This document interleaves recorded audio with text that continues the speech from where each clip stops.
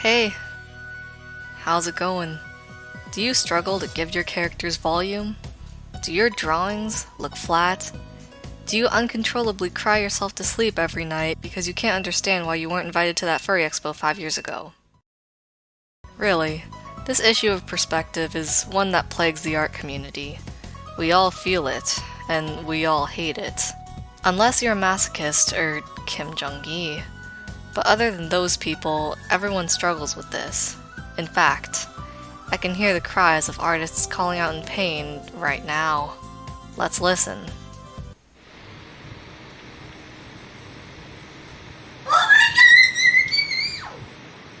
Oh wait, no, that's just my sister yelling about Genshin Impact. But never fear, your favorite shitty art YouTuber is here. To educate and insulate you. I don't know. But this video will focus mostly on the human body in perspective.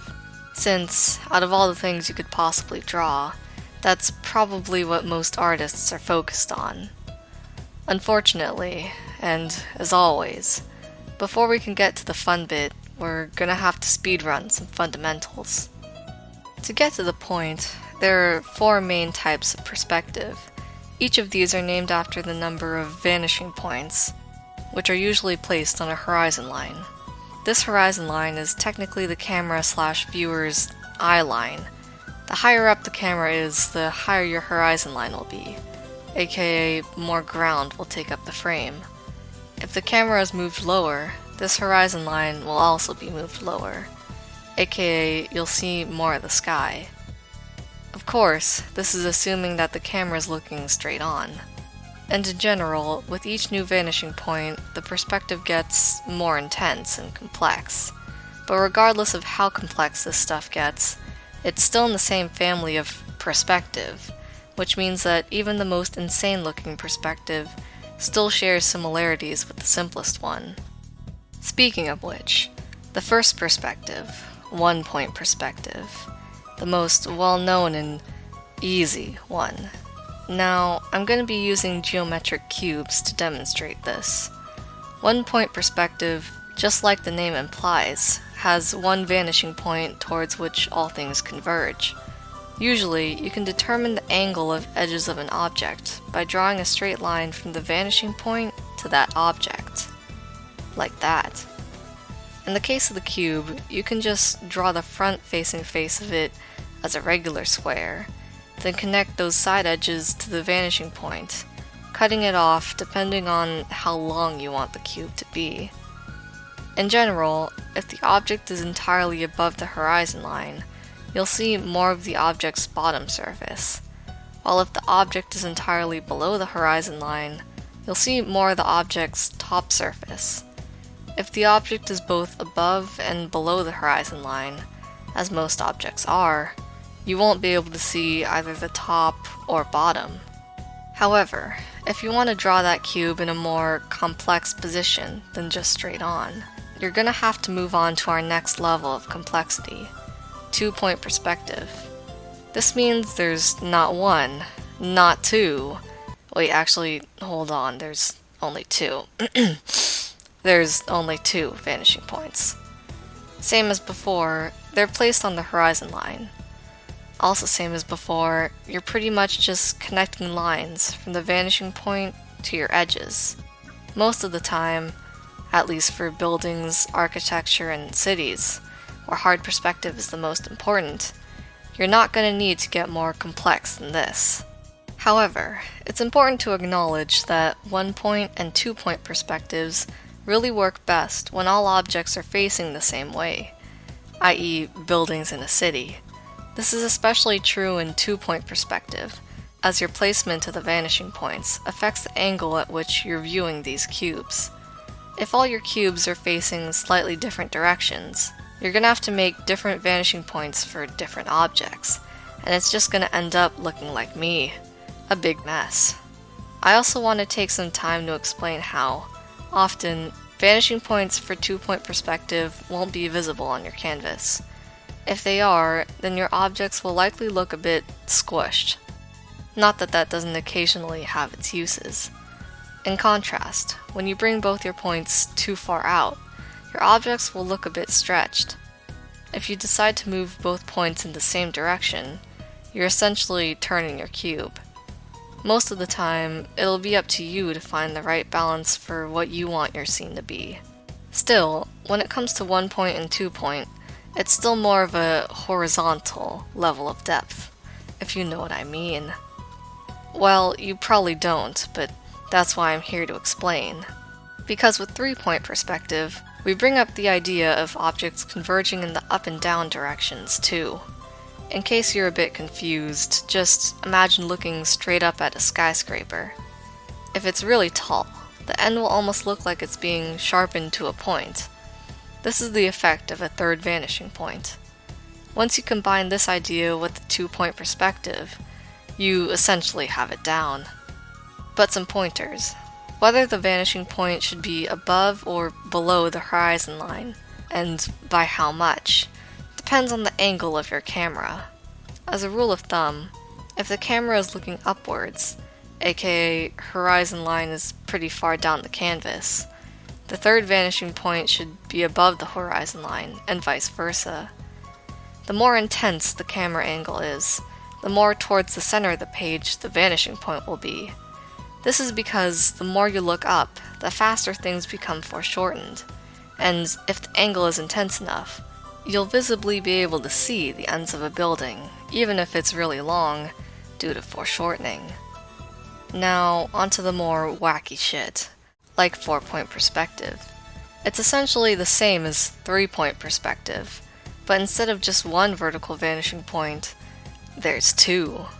You can place them at different distances from the horizon line, and yeah, that's pretty much all you need to know about that. Underwhelming indeed. There's also fisheye perspective, which, unlike the previous 3, isn't linear perspective. It's basically like 4 point, but curved. But if you're looking at something from above and want to turn it into a fisheye perspective, you essentially use 2 perpendicular horizon lines, with vanishing points at the end, then increasingly curve those horizon lines emanating from the vanishing points. That didn't really make sense, but okay. Where the 2 horizon lines intersect, you're gonna want to put another vanishing point. If you draw straight lines from that center one, though it doesn't technically have to be in the center of the canvas, you now have a way to find all the angles you desire. However, if you're looking at something straight on, or really any other angle, it's completely different. Just kidding, it's actually the exact same. Now, things get really crazy if you decide to curve the horizon line and the ground line itself, or you start curving the linear structural lines. Either way, this is above my pay grade and something you don't really need to know too well for drawing bodies. To get down to business, one method you can use to draw the human body in perspective is, you guessed it, cubes. Now, this requires you to know a bit about basic anatomy and general proportions first. So if you don't get that stuff, well, I actually made a video on that. How convenient. You should watch it. If you want. But in that video, I talked a lot about how the human body is super organic. I also discussed how there are plenty of methods of drawing the human body that include simplifying it with inorganic shapes like spheres, cubes, or rectangles, and then slowly adding complexity from there. But since you're simplifying an organic form with inorganic forms, it can easily take away the flow from your figure. Doing it like this can also take away from the gesture of the pose, and make your drawing look stiff. Usually, this method is better for studies than for drawing the human body from memory. Still, this doesn't mean that using inorganic shapes in freehand drawing doesn't have any merits, because in perspective, they're a lot easier to, well, put in perspective than organic shapes. This is primarily due to the tried and true types of perspective I talked about earlier, which are really targeted towards inorganic shapes. So in order to use inorganic shapes to establish perspective while still making your art not look stiff, it might be good to start with a gesture drawing, so you have your general pose. This could be anything from a stick figure to something a bit more anatomically correct. Once you have this down, you can start drawing boxes around the body to establish perspective. It doesn't have to be exact, but they should be a bit larger than the body parts themselves. Also, you don't have to draw a box around every little toe and limb. If some body parts are closer together and going in the same direction, you can simplify that into one box. Here, the goal really is just to visualize what direction and angle the body part is going towards. Once you have that, you're gonna have to get a little bit anatomy heavy. The goal now is to draw the organic part within that rectangular prism, making sure the established perspective is being followed. Now, this is the part where anatomy becomes a bit more crucial, and also the part where we're sort of finishing the drawing a little bit more. Because if you're still a bit of a noob, you're gonna need references. And a lot of them. Hopefully, through this, you'll get more hands-on experience with drawing the human body in weird positions from your mind. As, even though you're using references, the angle probably won't be exact, and you're gonna have to think for yourself about how it would look.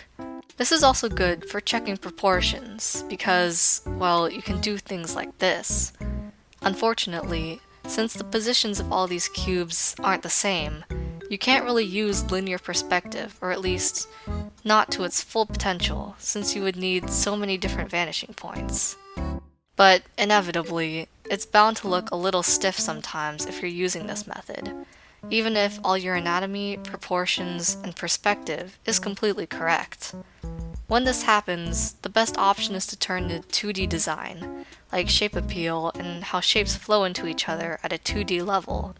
As I've said in a previous video, this is deeply connected with stylization. If you want a more in-depth video about that, let me know down in the comments.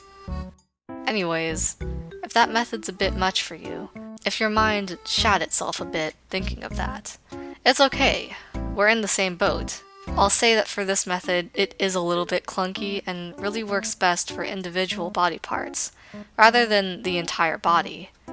If it works better for you to learn, you can also go back to references, and you can break those down into geometric shapes or overarching rectangles. But if neither of these things work for you, don't worry, I have other solutions for you. Well, actually, that might be even more cause for worry, but I digress. Because you can work to establish perspective in an entirely organic way, contour lines. This is a major shortcut, but you know that standard way of drawing a simplified anime character that's been circulating for who knows how long? You can somewhat use that as a base, mainly with how the pelvis and rib cage is simplified. Of course, if you want to use a different shape, that's encouraged as well. Once you familiarize yourself with it, use those to orient your figure in perspective. But the main point of this is to take advantage of the way these body parts are connected. If you picture them as sort of snapped together, they create contour lines. I also demonstrate this in a previous video, but contour lines follow the form of an object, which makes it great for showing perspective in ways other than an object's outline. If I'm being honest, in this approach, the outline of the thing itself doesn't really matter as much. You can be as detailed or as simple as you want. But in order to maintain gesture, you should probably stay away from perfectly cylindrical limbs, so you can better mimic the organicness of bodies in real life. Really, it's these curved lines that do all of the heavy lifting. Finally, I'd say the most important of important ideas that you need to keep in mind, no matter what, especially when it comes to hard poses, is this. Things closer to the camera will appear larger, and things farther from it will be smaller. But in drawing dynamic human figures, this is the most important thing to drill into your head. Foreshortening. If I'm being honest, I don't really know a true method for measuring how big things should be exactly in different poses. The only way I know is by eye. But just know it exists, even in the most simple of poses. Examining it can bring a lot of interest to your drawings, and unless you're going for hyperrealism, you shouldn't have to worry about whether it's realistic or not.